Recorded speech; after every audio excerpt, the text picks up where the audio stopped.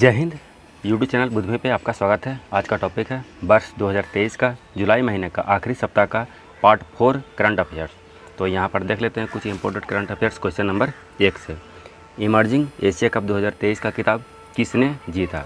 तो ये है जो पाकिस्तान ने भारत को हरा कर जीता। बी हो जाएगा यहाँ पे आंसर। इस वर्ष इसका आयोजन श्रीलंका में हुआ था और पाकिस्तान ने इस खिताब को 2 बार जीता है। श्रीलंका ने 2 बार जीता है और भारत ने 2013 में 1 ही बार जीता है अब तक। तो यहाँ पे आंसर हो जाएगा बी पाकिस्तान। अगला प्रश्न है भाईखला रेलवे स्टेशन को यूनेस्को का Asia Pacific culture heritage conservation award of merit दिया गया। यह कहाँ स्थित है? भाईखला रेलवे स्टेशन है जो है स्थित महाराष्ट्र के मुंबई में स्थित है। डी हो जाएगा यहाँ पे आंसर। और यूनेस्को की स्थापना 1945 में हुआ था और इसका मुख्यालय है जो पेरिस में है। डी हो जाएगा यहाँ पे आंसर। अगला प्रश्न है विश्व कॉफ़ी सम्मेलन 2023 का 5वां संस्करण। विश्व कॉफ़ी सम्मेलन 2023 का 5वां संस्करण का आयोजन एशिया में पहली बार कहाँ किया जाएगा? तो एशिया में पहली बार किया जाएगा बेंगलुरु में।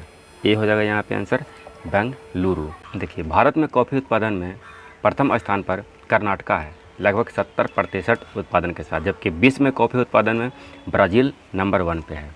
अगला प्रश्न है महादेवी वन्य जीव अभयारण्य व अन्य वहाँ पर के आसपास के क्षेत्रों को मिलाकर किस राज्य का हाईकोर्ट ने टाइगर रिजर्व के रूप में अधिसूचित करने का निर्देश दिया है? तो महादेवी वन्य जीव अभयारण्य है कहाँ, इससे पता चल जाएगा। तो ये है जो गोवा में है। सी हो जाएगा यहाँ पे आंसर गोवा में। अगला प्रश्न है एशिया का सबसे बड़ा और दुनिया का 7वां सबसे बड़ा ढाला क्रेटर, ढाल हो गया यहाँ पे ढाला है, ढाला क्रेटर किस राज्य में स्थित है? तो ये ढाला क्रेटर है जो मध्य प्रदेश में है। बी हो जाएगा यहाँ पे आंसर। मध्य प्रदेश के शिवपुरी में स्थित है। इसका निर्माण यूरेलाइट उल्कापिंड के गिरने से हुआ था। यूरेलाइट उल्कापिंड है जो सिलिकेट का चट्टान है। यह उल्कापिंड 2500 से 1700 मिलियन वर्ष पूर्व पृथ्वी से टकराया था और इस समय 3 क्रेटर का निर्माण हुआ था। सबसे छोटा क्रेटर है जो राजस्थान में है और एक महाराष्ट्र में लोनार झील प्रसिद्ध है, तो इसे भी ध्यान रखेंगे, महाराष्ट्र का लोनार झील। और ये जो ढाला क्रेटर है इसका व्यास है जो 11 किलोमीटर इतना बड़ा है। तो आंसर हो जाएगा यहाँ पे बी मध्य प्रदेश। अगला प्रश्न है हर वर्ष कारगिल विजय दिवस कब मनाया जाता है? हर वर्ष कारगिल विजय दिवस मनाया जाता है 26 जुलाई को। बी हो जाएगा यहाँ पे आंसर। 26 जुलाई 1999 में भारत का पाकिस्तान पे जीत हुआ था और इस समय इस जीत के लिए ऑपरेशन विजय अभियान शुरू किया गया था, ऑपरेशन विजय। तो उसी के उपलक्ष्य में हर वर्ष कारगिल विजय दिवस मनाया जाता है 26 जुलाई को। अगला प्रश्न है 28 जुलाई 2023 को वर्ल्ड हेपेटाइटिस दिवस मनाया गया। हर वर्ष मनाया जाता है 28 जुलाई को वर्ल्ड हेपेटाइटिस डे। WHO ने इसे उन्मूलन का लक्ष्य कब तक रखा है? तो WHO वर्ल्ड हेल्थ ऑर्गेनाइजेशन द्वारा इसका उन्मूलन का लक्ष्य रखा गया है वर्ष 2030 तक। डी हो जाएगा यहाँ पे आंसर 2030।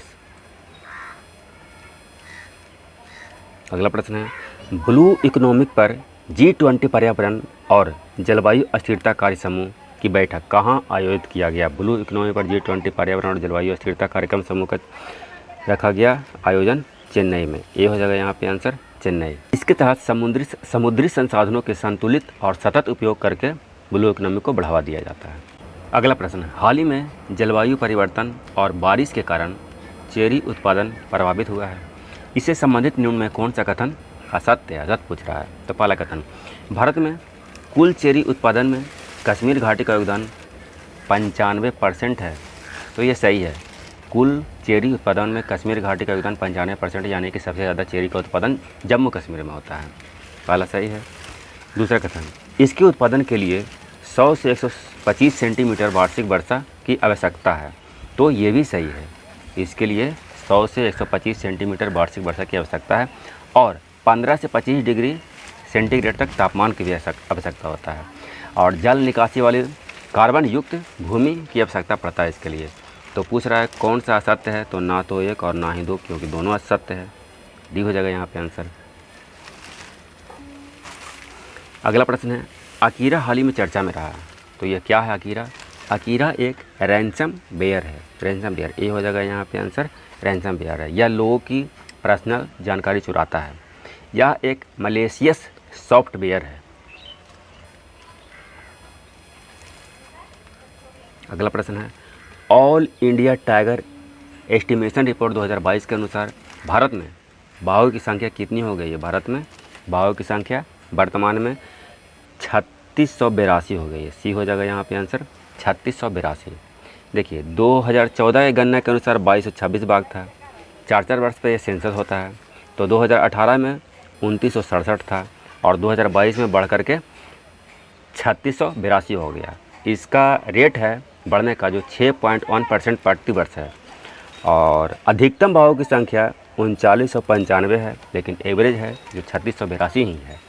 और भारत में बाघों की संख्या में 75% बाघ भारत में है। पूरे वर्ल्ड से अगर तुलना करें तो भारत में 75% बाघ भारत में है।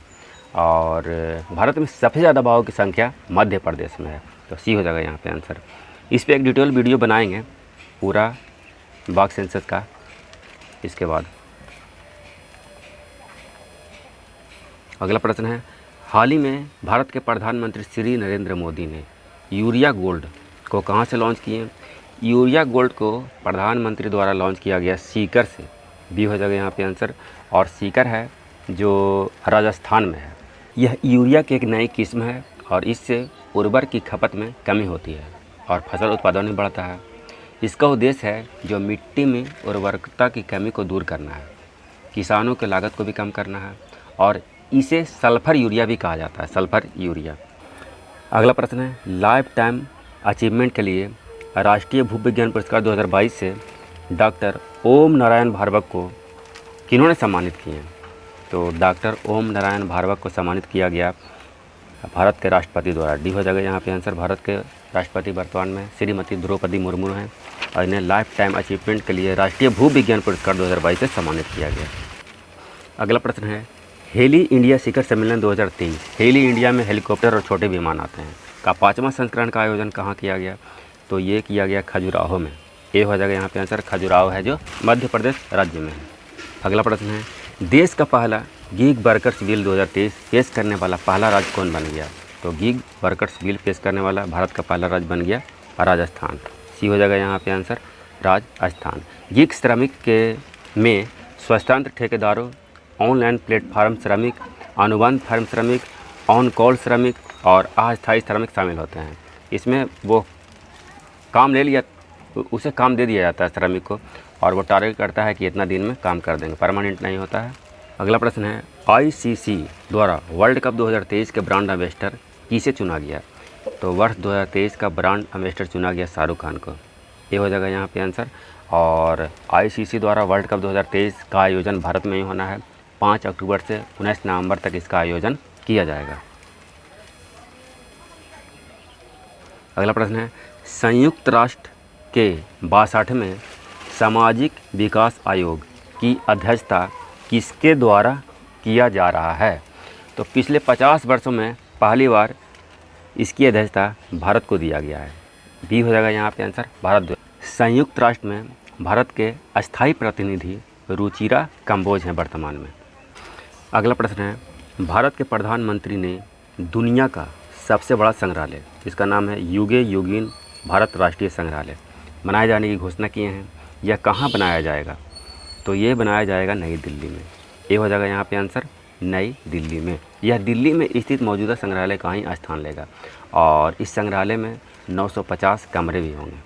अगला प्रश्न है, लॉन्ग मार्च 10 करियर रॉकेट को किस देश द्वारा मानव युक्त चंद्रमा लैंडिंग मिशन के लिए डिज़ाइन किया गया है?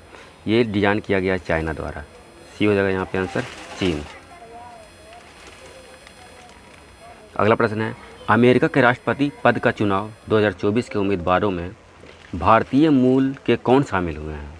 अमेरिका के राष्ट्रपति पद के लिए तो हाल ही में तो शामिल हुए हैं हर्षवर्धन सिंह शामिल हुए हैं और ये हैं जो रिपब्लिकन पार्टी के ओर से खड़ा होंगे। लेकिन निक्की हेली और विवेक रामास्वामी ये दोनों भी शामिल होंगे 2024 के राष्ट्रपति चुनाव में अमेरिका में। तो इनमें से सभी हो जाएगा डी हो जाएगा यहाँ पे आंसर। अगला प्रश्न है, एशियन गेम्स 2022 का 19वां संस्करण का आयोजन किस देश में किया जाएगा? तो 19वां संस्करण का आयोजन 2022 एशियन गेम्स 2023 में चीन में किया जाएगा। बी हो जाएगा यहाँ पे आंसर। यह गेम्स है 4 वर्ष के अंतराल पर आयोजित होता है 2018 में इंडोनेशिया में हुआ था, 2022 में चीन में होगा और 2026 में इसका आयोजन जापान में किया जाएगा। अगला प्रश्न, एडीबी और भारत सरकार के बीच बिहार के राजमार्गों के रखरखाव के लिए कितना मिलियन डॉलर ऋण का समझौता हुआ है? तो बिहार के 265 किलोमीटर राजमार्ग के रखरखाव के लिए 295 मिलियन डॉलर का समझौता हुआ है। डी हो जाएगा यहाँ पे आंसर 295 मिलियन डॉलर। और एडीबी एशियन डेवलपमेंट बैंक, इसकी स्थापना 1966 में हुई थी और इसका मुख्यालय है जो फिलीपींस के मनीला में है। अगला प्रश्न है, भारत का पहला हाइड्रोजन ईंधन उद्योग कहाँ स्थापित किया जाएगा? भारत का पहला हाइड्रोजन ईंधन उद्योग स्थापित किया जाएगा जमशेदपुर में। ये हो जाएगा यहाँ पे आंसर जमशेदपुर में। ये हो जाएगा यहाँ पे आंसर जमशेदपुर, और जमशेदपुर है जो झारखंड में है। अगला प्रश्न है, राज्य में दूसरे सबसे लंबे समय तक मुख्यमंत्री रहने वाले व्यक्ति 22 जुलाई 2023 को कौन बन गए? तो सबसे लंबे समय तक दूसरे व्यक्ति बन गए हैं नवीन पटनायक। सी हो जाएगा यहाँ पे आंसर। नवीन पटनायक हैं जो उड़ीसा के मुख्यमंत्री हैं, 5वां कार्यकाल इनका चल रहा है और इन्होंने 23 वर्ष 139 दिन पूरा कर लिया 22 जुलाई को। जबकि ज्योति बसु जो पश्चिम बंगाल के मुख्यमंत्री थे, इनका रिकॉर्ड है 23 वर्ष 138 दिन। वहीं सबसे ज़्यादा समय तक रहने वाले मुख्यमंत्री पवन कुमार चामलिंग सिक्किम के मुख्यमंत्री हैं और इन्होंने 24.5 वर्ष तक रहा है। तो लगता है कि नवीन पटनायक इनका भी रिकॉर्ड तोड़ ही देंगे। सी हो जाएगा यहाँ पे आंसर। और ये है इस सेट का आखिरी प्रश्न, बाल श्रमिक विद्या योजना का विस्तार किस राज्य ने अपने सभी 75 जिलों में किया है? अब ये तो मैं बता देता है, नहीं जानते तो ही बना लेंगे। 75 जिला कौन सा राज्य में है? बिहार में 38 जिला है, पश्चिम बंगाल में 23 जिला, राजस्थान है 50, तो उत्तर प्रदेश में 75 जिला है। तो बी हो जाएगा यहाँ पे आंसर। इस योजना का उद्देश्य है जो बाल श्रमिकों को शिक्षित करना है और इसके तहत बालकों को 1000 रुपया प्रति माह तथा बालिका को 1200 रुपया प्रति माह सहयोग राशि दिया जाता है और इसकी शुरुआत है 2020 में हुई थी। तो वीडियो देखने के लिए बहुत बहुत धन्यवाद। यदि वीडियो पसंद आए तो लाइक, सब्सक्राइब और शेयर करना ना भूलें। जय हिंद।